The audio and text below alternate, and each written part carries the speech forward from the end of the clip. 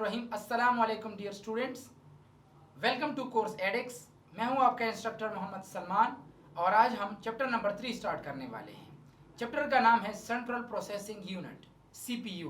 तो सबसे पहले आते हैं, what is CPU? Central processing unit क्या है? CPU is a integral part of any computer system.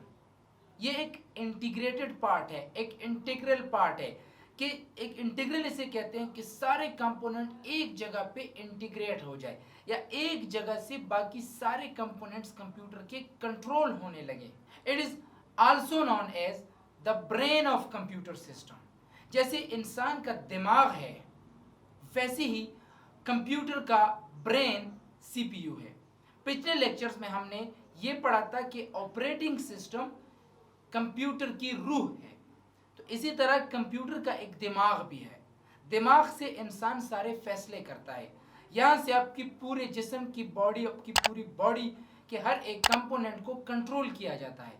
तो इसी तरह कंप्यूटर में जितनी भी कंपोनेंट्स हैं वो सारे कंट्रोल होते हैं बाय सीपीयू। सीपीयू आपके पूरे कंप्यूटर के सारे कंपोनेंट्स को कंट्रोल करता है। It's control overall activities of your computer system. आपके कंप्यूटर में जो भी हो रहा है उन सब को कंट्रोल करता है सीपीयू।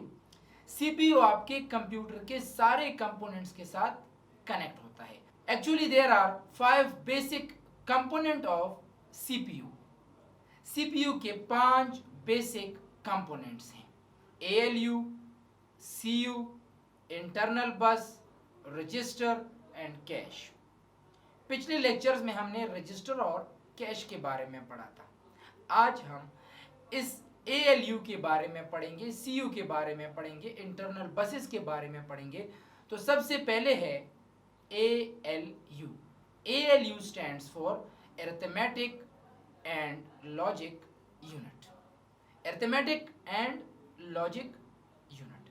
अब अरिथमेटिक क्या है? तो arithmetic are used to perform arithmetic operations. Logic क्या है? It is used to perform comparison. Arithmetic, addition, subtraction, multiplication, division, modulus, ये जितनी भी arithmetic operations है ये perform करता है। Comparison, हम दो values को compare करते हैं। Let's suppose a is greater than b, a is less than b, a is equal to b, a is not equal to b। मतलब दो चीजें, बड़ा है, छोटा है, बराबर है, नहीं बराबर। तो ये जितने कंपैरिजन है ये काम लॉजिकल ऑपरेटर का है। और जितने इसके ऊपर प्रोसेसिंग है, उन दो नंबर को जमा करना, ज़रब करना, तकसीम करना, तो इन किस्म के ऑपरेशंस को हम अरिथमेटिक ऑपरेशन कहते हैं। तो ALU जो सीपीयू का एक कंपोनेंट है, इसका काम है addition, subtraction, multiplication, division and comparison. मतलब कि जितने अरिथमेटिक ऑपरेशंस हैं और जितने लॉजिकल ऑपरेशंस हैं ये सारे काम कौन करता है? ALU। ALU क्या है? सीपीयू का एक कंपोनेंट है। ALU जब अपना रिजल्ट जनरेट करता है तो वो वापस आपको सेंड कर दे। आजकल कंप्यूटर में मल्टीपल ALUs है, मल्टी प्रोसेसिंग ऑपरेटिंग सिस्टम हमारे पास आजकल चल रहे हैं। एक कंप्यूटर में मोर देन 1 CPUs है, तो हर एक CPUs में अलग ALUs भी होगा। तो एक वक्त पे आप साइमल्टेनियसली मल्टीपल टास्क परफॉर्म कर सकते हैं। Next component is CU, control unit. अब कंट्रोल यूनिट बिल्कुल इंसान का जो दिमाग है जैसे वो कंट्रोलिंग करता है, तो आपके कंप्यूटर में ये जितने कंट्रोल रिलेटेड काम है तो ये सारे कंट्रोलिंग कौन करता है? CU।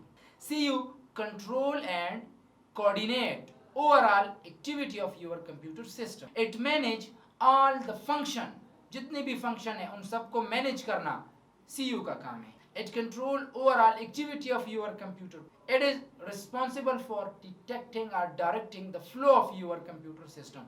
कंप्यूटर में जितना फ्लो होता है उन सब को कंट्रोल करता है CU। जैसे कि अगर आप एक सड़क पे एक ट्रैफिक पुलिस वाले को देखें, वो सारे रोड के ट्रैफिक को कंट्रोल करता है।